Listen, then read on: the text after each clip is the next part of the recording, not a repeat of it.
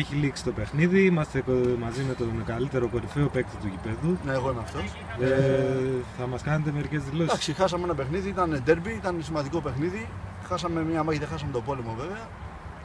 Η ομάδα, σας παρακαλώ κυρία, σας παρακαλώ τώρα μιλάμε, κάνουμε δηλώσεις, η ομάδα θα ενισχυθεί. Μια μεταγραφή ήδη έχει πάρει αέρα και βλέπω ότι με τσιγκλάει κιόλας, είναι με ο στάρ της ομάδας. Παρ' όλα αυτά θα τον εγκρατήσω στην ομάδα.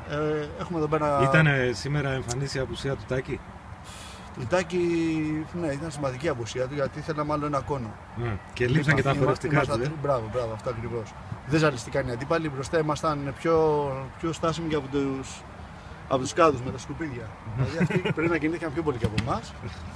Εντάξει, κοιτάμε κάθε αγώνα ξεχωριστά, δεν τελειώνει τίποτα. Ο Φώτης κρύζει το μουστάκι, πρέπει να το πούμε και αυτό. Άλλαξε το ήμαστο και μας σόκαρε για αρχή. Ναι, και γι' αυτό χάνατε και τα γκολ, γιατί ήταν μπροστά σας. Και όλο αυτό έγινε επειδή έκανα δήλωση ότι θα ρίξω το μέσο όρο ηλικίας και ξυρίστηκε.